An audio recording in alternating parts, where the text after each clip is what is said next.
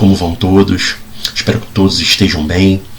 Estou fazendo esse vídeo hoje porque eu ando fazendo alguns vídeos sobre direitos do consumidor e eu me preocupei com questões básicas, né, a respeito dos temas que eu venho abordando, e eu decidi fazer esse vídeo hoje para poder explicar, né, para poder dar embasamento a vocês, para que vocês possam entender de uma forma mais fácil, né, mais clara, mais transparente, todos os temas que eu venho abordando, que são temas altamente relevantes sobre direitos do consumidor.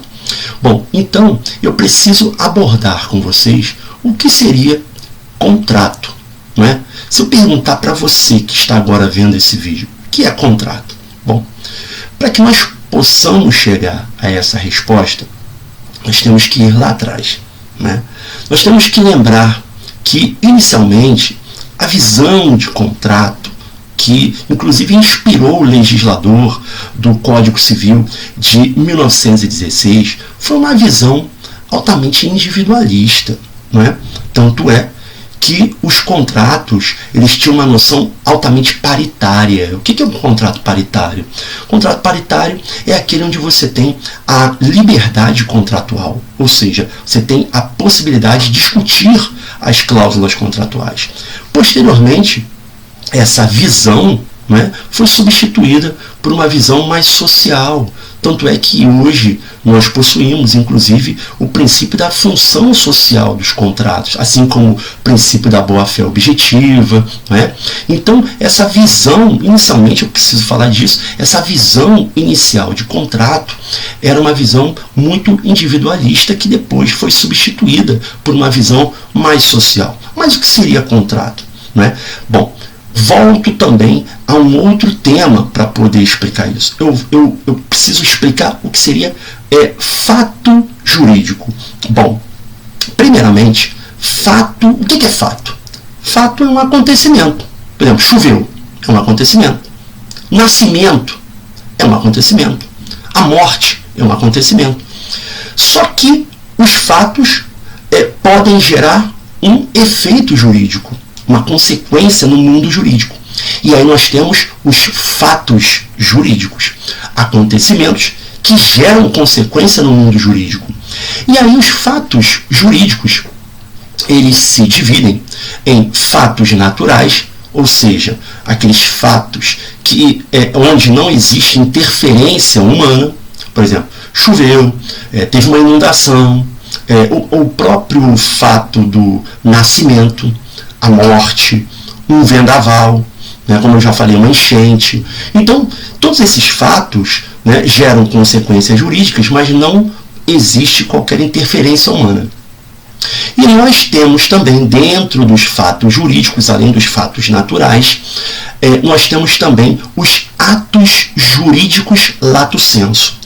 Esses atos jurídicos se dividem em ato jurídico estrito sensu e negócio jurídico, além também de se dividirem em atos ilícitos, né? Na verdade, os atos jurídicos estrito sensu e os negócios jurídicos, são espécies de atos lícitos, tá?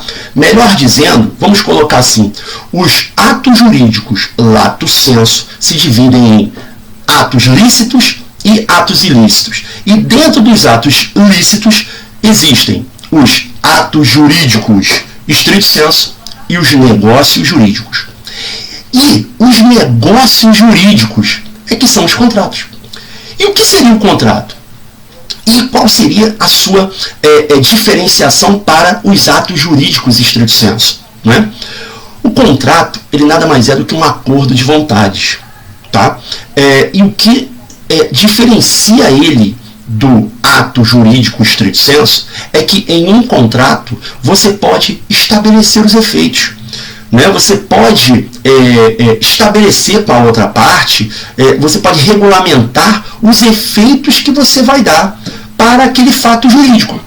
Agora, um ato jurídico, você não pode determinar os efeitos, você não pode determinar o regramento. Vamos imaginar a situação seguinte: se eu quiser adotar uma pessoa, eu posso estabelecer as regras? Não. Essa adoção, ela segue um regramento legal, Eu não posso estabelecer.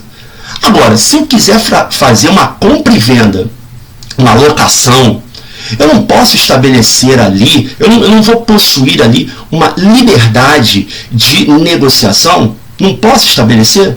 Posso. Então, nessa convenção, né, em decorrência dessa possibilidade de eu negociar o contrato, de eu negociar o regramento, vai ser um negócio jurídico. Né? Quando o regramento decorre da lei, eu não posso alterar, é ato jurídico. Quando esse regramento, né, possibilitar com que as partes negociem, né, é um negócio jurídico. Tá? Isso é muito complicado na prática. Tanto é que a doutrina, hoje em dia, já está pacífico, que é um ato jurídico, mas, para vocês verem, muito se discutiu se o casamento seria um contrato ou um ato jurídico. Por quê? É óbvio que num contrato tem uma proposta a qual se segue uma aceitação. Quer casar comigo? Aceito. Então, muito se falou o seguinte: não, o casamento é um contrato. Tanto é que você pode convencionar o regime de bens. No entanto, para grande parte da doutrina, e doutrina majoritária, inclusive o próprio STJ, STF, já entenderam que se trata, na verdade, de um ato jurídico, porque existem ali, por exemplo, os deveres matrimoniais, que decorrem de lei, as regras da habilitação para o casamento. Então, estou dando aqui um exemplo para vocês poderem verificar qual a diferenciação do contrato, né, do negócio jurídico, para o ato jurídico estrito sensu.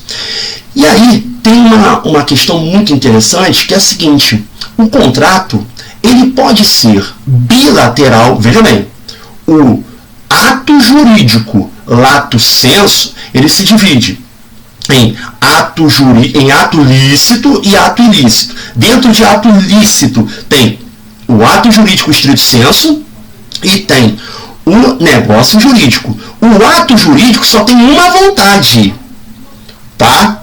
No negócio jurídico vão existir duas vontades, certo? Convergindo para a formação do contrato. Muito embora numa compra e venda, né, exista a convergência para a celebração do contrato, existem interesses diversos, né? O vendedor quer o preço e o comprador quer a coisa. Então, existem essas situações. Mas existe contrato que, muito embora possua a sua essência de ser bilateral, porque possui duas vontades para a sua formação, mas existe, quanto justamente ao caráter obrigacional, ele pode ter o caráter de ser bilateral ou unilateral. O que é isso? É quando o contrato ele gera obrigações para ambas as partes ou gera obrigação para apenas uma das partes, né? Contrato que gera obrigação para ambas as partes. Contrato de compra e venda, né? O vendedor ele tem a obrigação de entregar a coisa e o comprador tem a obrigação de pagar o preço, né?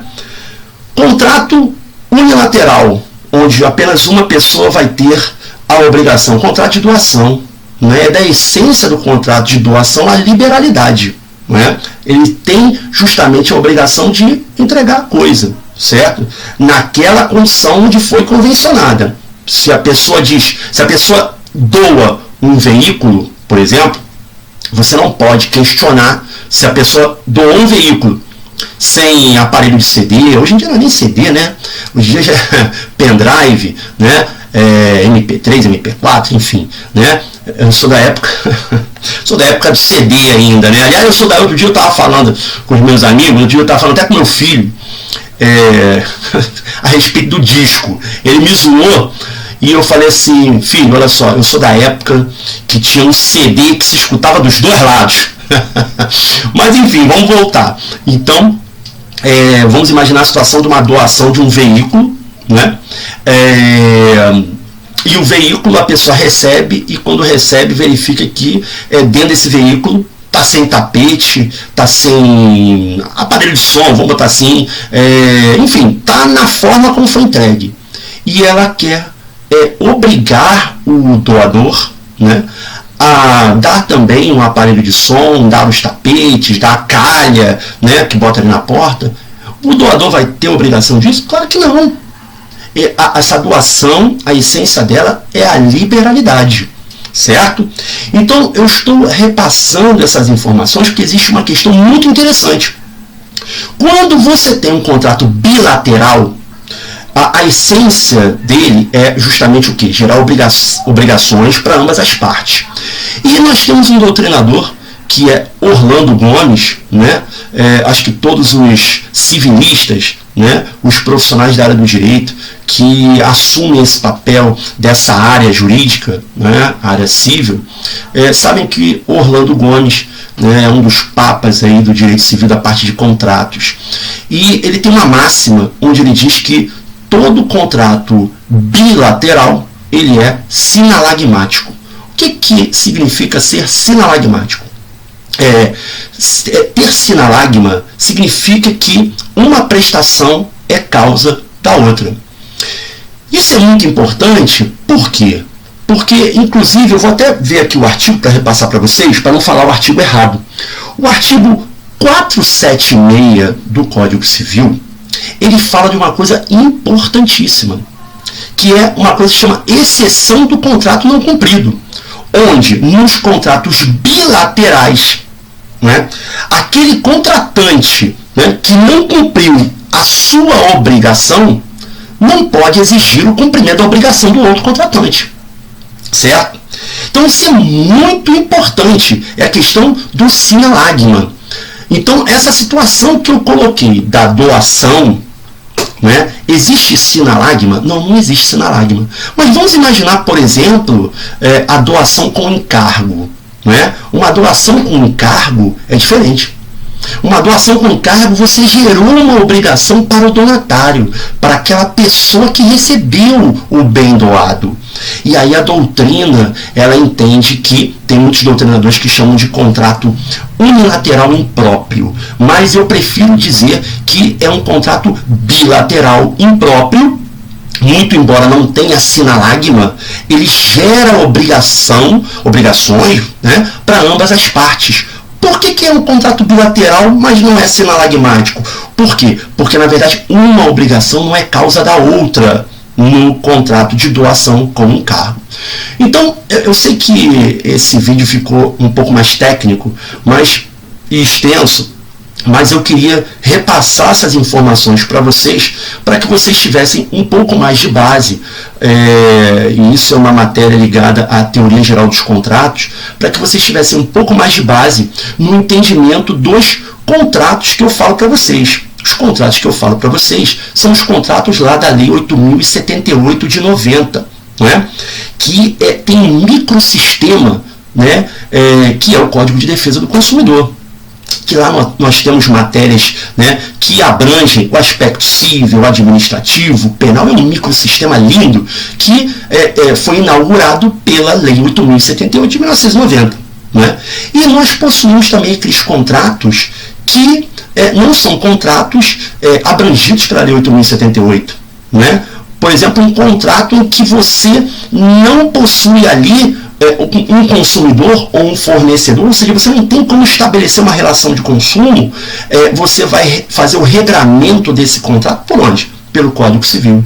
E esse é o problema, porque no Código Civil você tem um regramento para pessoas que estão no mesmo pé de igualdade, enquanto que no Código de Defesa do Consumidor, o Código de Defesa do Consumidor veio justamente com o objetivo de reequilibrar a relação jurídica que estava desproporcional, estava desequilibrada. Né? Então, por mais que você diga, pô, Denis, mas lá no artigo 5º da Constituição, né, tem lá no próprio caput, né, no próprio caput vem falando do direito de igualdade, né, depois no artigo 5º, inciso 32, vem falando do direito ao consumidor, que vai ser regulamentado por lei, tá, mas no direito do consumidor, que é inclusive tido como um direito fundamental e é uma cláusula pétrea, não pode ser nem abolido por meio de emenda constitucional. Então, tudo isso, essa questão toda que a gente fala, que a gente trata no Código de Defesa do Consumidor, é tão forte que essa situação dessas normas, por mais que nós tenhamos lá a questão da isonomia, essa isonomia que é tratada da própria Constituição não foi suficiente com o Código Civil para igualar. Ali nós tínhamos uma igualdade formal. Desculpa, essa igualdade que existe lá é formal, mas não possuímos a igualdade material.